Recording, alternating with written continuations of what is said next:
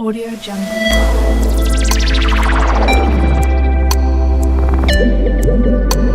Audio Jungle.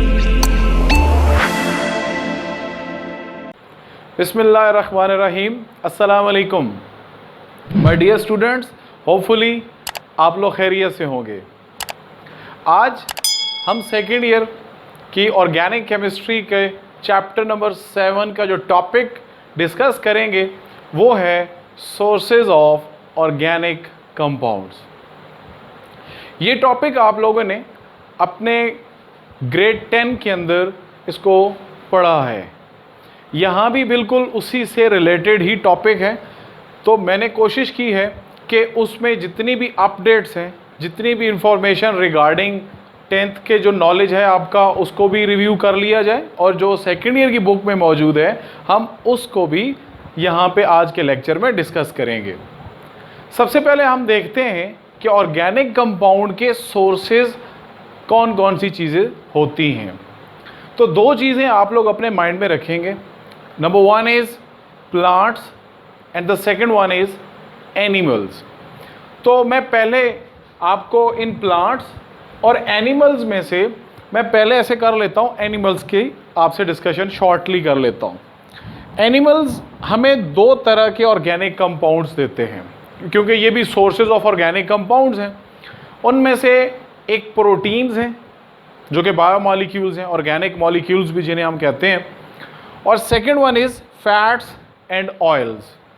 जो proteins हैं ये एनिमल से हमें उनके मीट में से मिलते हैं। फॉर एग्जांपल बीफ की बात की जाए, मटन की बात की जाए, चिकन की बात की जाए, दीज ऑल और प्रोटीन्स। और उसमें क्या होते हैं, जो इसी तरह से चिकन जो है वो एग्स जो हैं वो भी प्रोटीन्स हैं हमारे पास। देन फैट्स एंड ऑयल्स की अगर बात करें तो ये भी हमें एनिमल से मिल रहे हैं। कैसे मिल रहे हैं हमें? उसमें से कॉज बफेलोस जो हैं वो मिल्क देती हैं, then butter, then cheese. So these are the sources from the animals. जो ऑर्गेनिक कंपाउंड्स एनिमल से हासिल होते हैं वो मैंने proteins and fats and oils की बात की। अब मैं चलता हूँ प्लांट्स की तरफ। प्लांट्स में यहाँ पे हम दो चीज़ों को डिस्कस करेंगे। एक हमारे पास जो लिविंग प्लांट्स हैं, और सेकेंड हमारे पास क्या होगा, डेड प्लांट्स जो मर चुके हैं। और वो हम देखते हैं कि क्या वो रिसेंटली जो प्लांट्स डेड होते हैं या कोई बहुत ज़्यादा स्पैन चाहिए होता है टाइम, कि इतने टाइम अगर गुजर जाएगा तो then these very plants will be converted into the sources of organic compounds. So सबसे पहले मैं लिविंग प्लांट्स की तरफ आता हूँ। अब लिविंग प्लांट्स में भी जैसे मैंने एनिमल्स की बात की, तो लिविंग प्लांट्स में भी हमारे पास सोर्सेज हैं उन्हीं बायो या जिनको ऑर्गेनिक मॉलिक्यूल्स का नाम देते हैं। वो ऑर्गेनिक या बायो मॉलिक्यूल्स कौन से होते हैं? वो कार्बोहाइड्रेट्स होते हैं, वो प्रोटीन्स होते हैं, वो वाइटामिन्स होते हैं, ऑयल्स होते हैं। तो कार्बोहाइड्रेट्स ये इंशाल्लाह हमारा एक पूरा चैप्टर मौजूद है आपकी बायोकेमिस्ट्री के नाम से, उसमें हम इन सारी चीज़ों के बारे में थॉरली डिस्कस करेंगे। तो शॉर्टली हम यहाँ पे देख लेते हैं कि ऑर्गेनिक कंपाउंड्स की सोर्सेज के पॉइंट ऑफ व्यू से जो लिविंग प्लांट्स हैं उनमें कार्बोहाइड्रेट्स किस किस में पाया जाता है। वीट में होता है, बार्ले, पोटैटो, राइस वगैरह। देन जो प्रोटीन्स होते हैं ये बीन्स, दालें वगैरह जिन्हें आप कह सकते हैं। वाइटामिन्स जो फ्रूट्स में होते हैं, फ्रूट्स में क्या क्या चीज़ें हो जाएंगी, एप्पल हो जाएगा, banana, orange, these are the sources of vitamin. And oils ये हमारे पास जितने भी सीड्स होते हैं, जैसे सनफ्लावर हो गया, ऑलिव ऑयल हो गया, तो ये सारे हम इस तरह पीनट ऑयल हो गया, तो ये सारे के सारे सोर्सेज ऑफ ऑयल्स जो कि कहाँ से, लिविंग प्लांट्स में से आते हैं। अब मैं चलता हूँ, जो हमने एक्चुअली हमारा कंसर्न है आज के इस लेक्चर में वो डेड प्लांट्स से है। और वो डेड प्लांट्स जो होते हैं वो उनको कम अज़ कम हम यहाँ पे देखते हैं 500 million years ago, 500 million lakh साल पहले जो हमारे पास प्लांट्स थे वो डेड हालत में ज़मीन के नीचे buried, then they will be converted into fossil fuels. अब फॉसिल फ्यूल्स में हमारे पास क्या क्या चीज़ें होती हैं आप लोग जानते हैं बहुत अच्छे तरीके से। उसमें कोल होता है, उसमें नेचुरल गैस है, and third one is petroleum. These three components are called fossil fuels. अब मैं सबसे पहले कोल के बारे में डिस्कस करता हूँ। जैसे मैंने आपको थोड़ी देर पहले बताया कि ये डेड प्लांट्स, यानी कि आप वुड कह सकते हैं कि वुड से हमने देखना है कि वो कोल में कैसे कन्वर्ट हो रहा है। तो सबसे पहले हम देखते हैं कि 500 मिलियन ईयर्स अगो ये ज़मीन के नीचे आए। इसमें कौन कौन से एलिमेंट्स हैं? कार्बन और hydrogen, because this is organic source of organic compound. तो कार्बन तो हाइड्रोजन इसमें मौजूद ही है। साथ में उसमें ट्रेसेस ऑफ सल्फर भी हो सकते हैं, फॉस्फोरस भी हो सकते हैं, और ये एक ब्लैक मिक्सचर बनता है जिसको हम कोल या हम अपनी ज़बान में कोयला कहते हैं। अब यहाँ पे नेक्स्ट मैंने एक वर्ड लिखा कार्बोनाइजेशन, या इसी को हम डिस्ट्रक्टिव डिस्टिलेशन का नाम दे रहे हैं। ये एक इम्पॉर्टेंट एसक्यू है, शॉर्ट क्वेश्चन। आप लोग इसको मतलब इस टॉपिक में से अगर कोई शॉर्ट क्वेश्चन यहाँ से आने लगा है तो वो यही पूछेगा डिफाइन कार्बोनाइजेशन या डिस्ट्रक्टिव डिस्टिलेशन। अब यहाँ पे आप लोग याद रखें कार्बोनाइजेशन का जो सिंपल मीनिंग है वो है conversion of wood into coal. लकड़ी का कोयले में तब्दील होना कार्बोनाइजेशन कहलाता है। अब हम इसको डिस्ट्रक्टिव डिस्टिलेशन का नाम भी दे रहे हैं। अब डिस्ट्रक्टिव का मतलब ये डिकम्पोजिशन से आ रहा है, किसी चीज़ को तोड़ने के लिए, और तोड़ा किसको जाता है? जो कोई चीज़ हार्ड होती है। सो डिस्ट्रक्टिव हम उसको तोड़ें तो डिस्ट्रक्शन। तो डिस्टिलेशन हम देखते हैं, डिस्टिलेशन क्या होता है? सेपरेशन को कहते हैं। तो हम क्या करेंगे, इस कोल को हम डिस्ट्रक्टिव डिस्टिलेशन की मदद से सेपरेट करेंगे। तो यहाँ पे हम क्या कहते हैं कि अब डिस्ट्रक्टिव डिस्टिलेशन के बारे में हम लिख रहे हैं when coal is heated in the absence of air. Air की गैर मौजूदगी, वहाँ पे मौजूद ना हो, और हम उस कोल को हीट करेंगे तो वो हमारे पास क्या कहलाएगा? This process is called destructive distillation. मैं यहाँ पे अब जब ये हीट हो जाता है तो ये मज़ीद 3 कंपोनेंट्स में डिवाइड होता है। वो कौन कौन से कंपोनेंट्स हैं? यहाँ पे आपकी बुक में जस्ट टू दी पॉइंट उनके नेम्स हैं, मैं थोड़ा सा उनको एक्सप्लेन करना चाहूँगा। Number 1 is coal gas, second is coal tar and Coke. एक और भी हमारा पोर्शन है जो आपने ग्रेड 10 में पढ़ा था, अमोनिकल लिक्विड था, तो हम उसको भी शॉर्टली देख लेते हैं। लेकिन अभी हम देखते हैं कोल गैस। कोल गैस क्या है? चूँकि ये कोल से ही डिस्ट्रक्टिव डिस्टिलेशन से पैदा हो रही है, सो यहाँ पे जो गैसेस हैं वो कौन कौन सी गैसेस हैं, उनका मिक्सचर को हम क्या कहते हैं? Coal gas. तो वो कौन कौन सी गैसेस हैं आपने याद रखनी है? Hydrogen gas, carbon monoxide and methane gas. These 3 gases are combined and the mixture is called coal gas. Second one is coal tar. अब coal tar क्या होता है? It is composed of more than 200 organic compounds. और वो कौन से होते हैं? Mostly aromatic. हमने लास्ट लेक्चर में एरोमेटिक को काफ़ी डिस्कस किया था जिसमें बेंजीन का जिक्र था। सो बेंजीन से रिलेटेड जितने भी हमारे पास कंपाउंड्स होते हैं कॉल्ड एरोमेटिक। सो इसमें मोस्टली एरोमेटिक कंपाउंड्स हैं और ये लिक्विड फॉर्म में। तो यहाँ पे कौन सी डिस्टिलेशन होने जा रही है? Fractional distillation. यहाँ पे मैं सिर्फ इतना बताता चलूँ कि जो लिक्विड होते हैं उनको जब सेपरेट किया जाता है इनटू डिफरेंट फ्रैक्शंस, कंपार्टमेंट्स भी आप कह सकते हैं, तो उसको हम क्या कहते हैं? Fractional distillation. बेसिकली ये प्रोसेस हम पेट्रोलियम में करते हैं, लेकिन यहाँ पे भी जो कंपोनेंट्स लिक्विड फॉर्म में हमारे पास आते हैं उनको हम फ्रैक्शनल डिस्टिलेशन से ही सेपरेट आउट करते हैं। और उसी में जो कोल टार का जो वेस्ट होता है उसको पिच का नाम दिया जाता है, और वो ब्लैक विस्कस लिक्विड होता है जो मोस्टली जो कारपेट रोड्स होते हैं उनकी सरफेस के ऊपर या रूफ्स के ऊपर उसको इंसुलेट करने के लिए हम इसकी एक लेयर देते हैं जो पिच जिसे कहते हैं, और वो होता क्या है? Waste of coal tar. Finally coke हमारे पास है, और कोक में हमने देखना है वो हमारे पास कितना आता है, 98% हमारे पास जो कार्बन जिसमें मौजूद होती है वो कोक कहलाता है। अब मैं यहाँ पे फ्रैक्शनल डिस्टिलेशन के बाद आपको कोल की वो टाइप्स बताता हूँ। ये वाला क्वेश्चन आपके एमसीक्यूज में आ चुका है बार बार, और शॉर्ट क्वेश्चन के तौर पे भी पूछा जा सकता है। वो क्या है, वो ये है कि जब हम इस कोल को, जो हमारे पास जो वुड थी, हम वुड को क्या कर रहे थे, कोल में कन्वर्ट 500 मिलियन ईयर्स की हमने बात की। अब वो जो कोल है हम उसको मुख्तलिफ उसकी कंपोजिशन ऑफ कार्बन के बिहाफ पे उसकी टाइप्स को डिस्कस करते हैं। तो क्या होता है कि हमने यहाँ पे जो लिखा एब्सेंस ऑफ एयर में, तो chemical and bacterial actions converted would into, अब वो मैं कोल की टाइप्स की तरफ आ रहा हूँ। वुड यानी कि लकड़ी, उसमें 40% कार्बन होता है।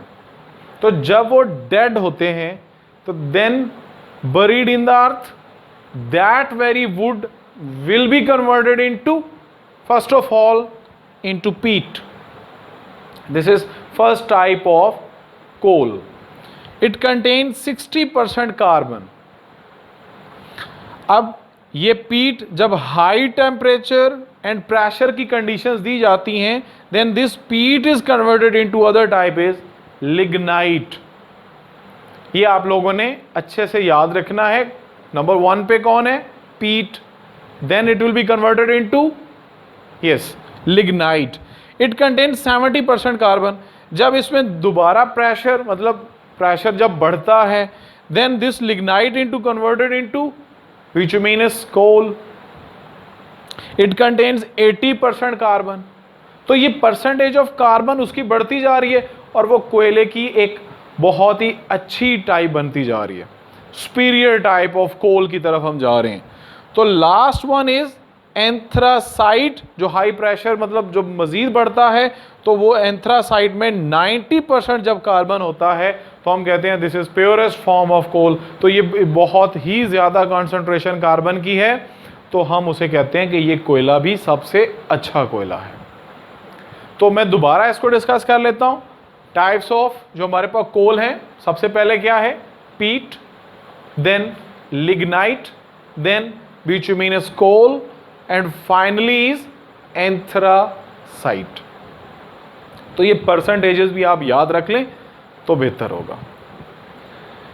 अब मैं चलता हूं यूजेस ऑफ कोल की तरफ। तो यहां पे आप देखें कोल के यूजेस क्या हैं। पावर जनरेशन स्टेशंस, यहाँ पे मतलब जहाँ इलेक्ट्रिसिटी प्रोड्यूस की जाती है वहाँ पे इसको यूज़ किया जाता है। And 80% use to bake bricks in lime kiln. भट्ठियों में ईंटों को पकाने के लिए 80% हम कोयला इस काम के लिए यूज़ करते हैं। So these are the uses of coal. ये था हमारा कोल के बारे में। अब हम चलते हैं कोल से जो सेकंड उसका fossil fuel, second source of organic compound is natural gas. अब गैस के बारे में हम शॉर्टली सिंपली ये कह सकते हैं mixture of low boiling hydrocarbons.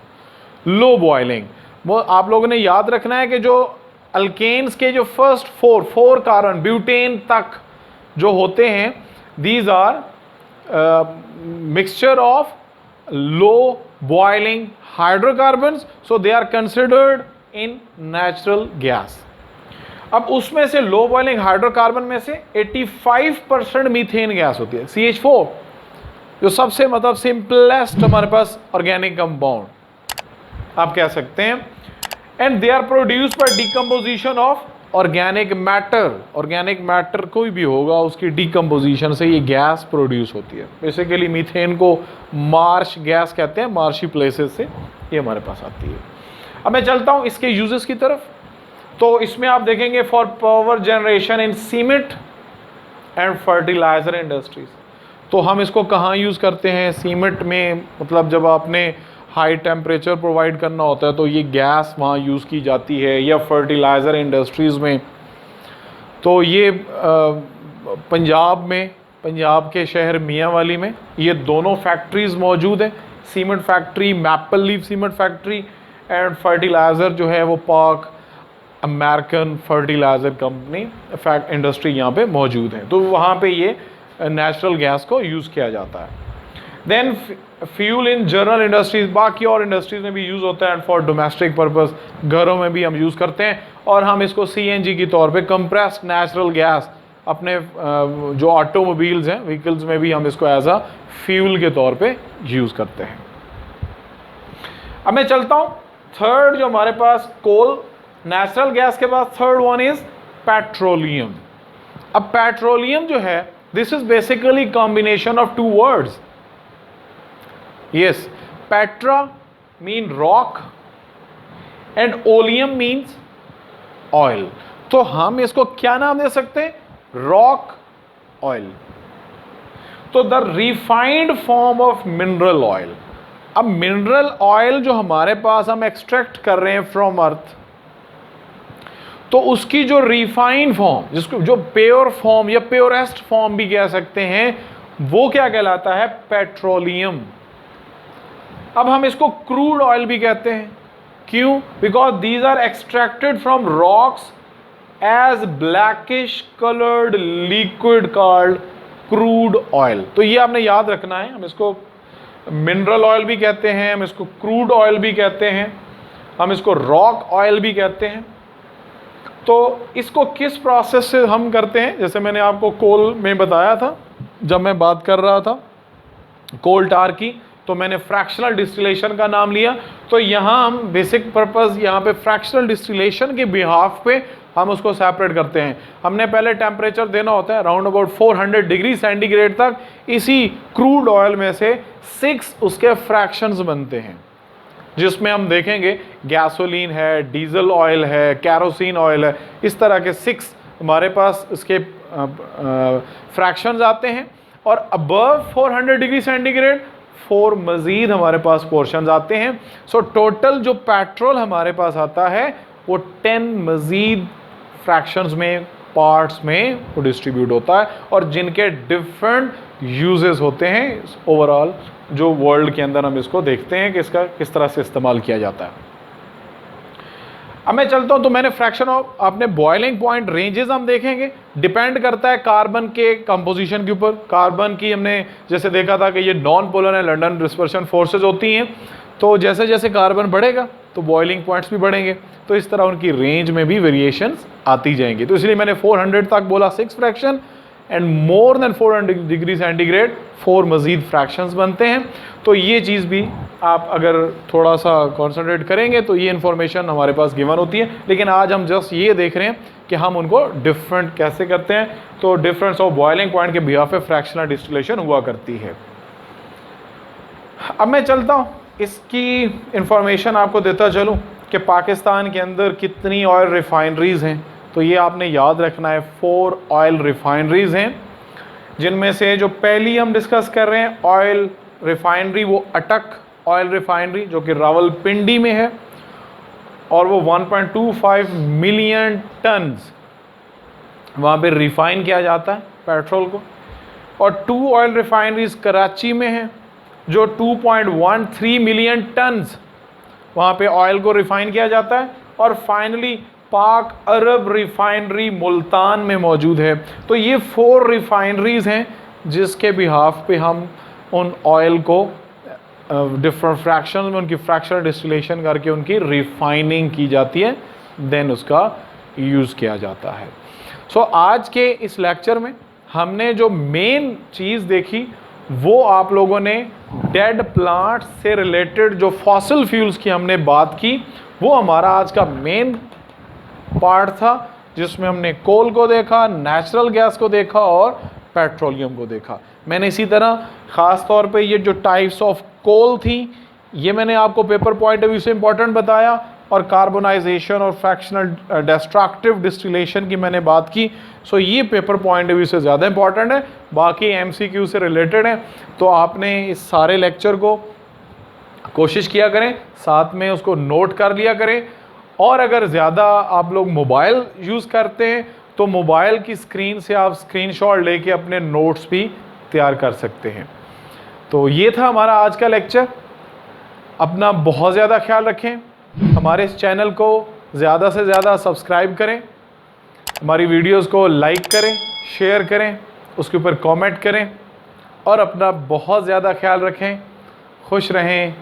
अस्सलामु अलैकुम व रहमतुल्लाह व बरकातुहू।